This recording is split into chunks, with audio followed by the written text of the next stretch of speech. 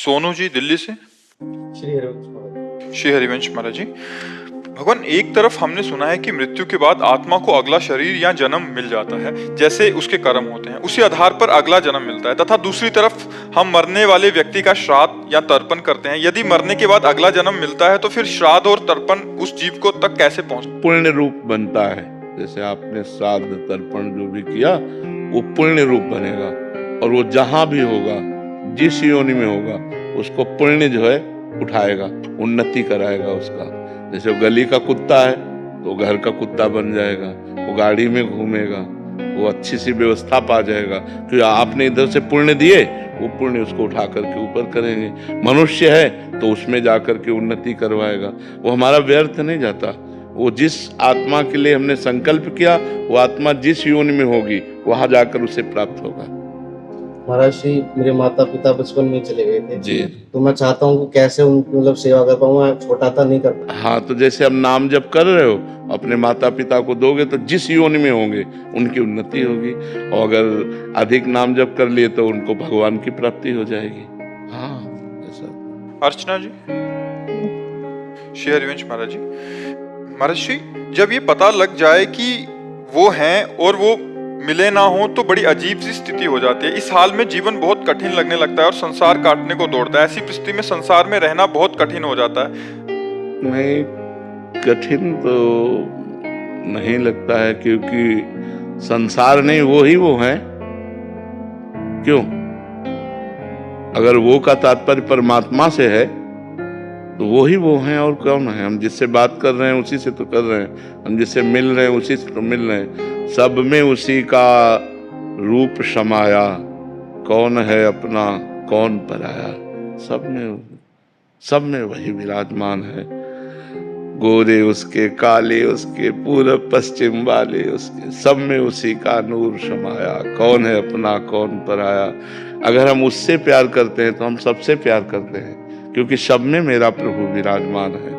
सिय राम में सब जग जानी, करो प्रणाम जोर जुग पानी। ये प्रारंभिक स्थिति होती है कि ये सब माया है, लेकिन जहां माया वहां है भी तो है। बोले ये माया है तो है परमात्मा है स्वरूप परमात्मा है। तो बोले ये ब्रह्म नहीं है, वहां भी तो है। ये ब्रह्म नहीं है, ये माया है, तो दोनों जगह है ना। वो है जो हमारा प्यारा है, जहां कहा जा रहा है नहीं है, वहां भी है, क्योंकि है परमात्मा है। जो है स्वरूप है वो परमात्मा है। तो आप देखो, नहीं है तो नहीं तुम्हारी भावना, लेकिन वो है। तो किससे भागूं, कहां भागूं? सर्वत्र वही विराजमान है, उसके सिवा कोई और है नहीं। बस ये जानकारी मिल जाए तो हमारा हृदय शांत हो जाए, हमारा हृदय प्रसन्न हो जाए। पर भजन करो और भजन करो, आगे और बढ़ो। प्रारंभिक स्थिति है, आगे और बढ़ोगे तो सब में देखो। गोपीजन कहती, जित देखूं तित श्याममयी है, मायामयी नहीं। मैं जिधर देखती हूँ मुझे श्याम सुंदर दिखाई देते हैं। श्याम सुंदर के सिवा कोई है ही नहीं।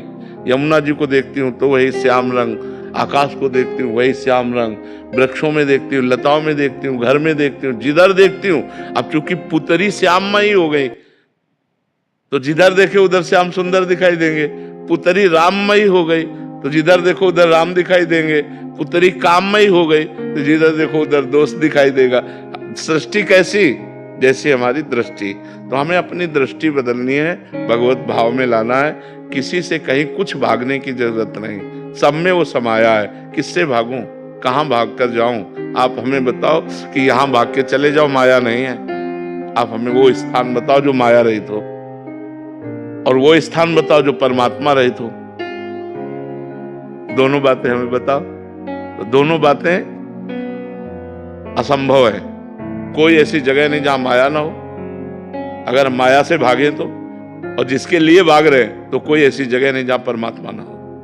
बस यही बात समझ ले तो हर दिशा सकल भूमि गोपाल की आमे अटक कहा, एक आनंद बना रहेगा। दसों दिशाएं मस्ती में चाहे जिधर भी हो हम अपने भगवान में हैं।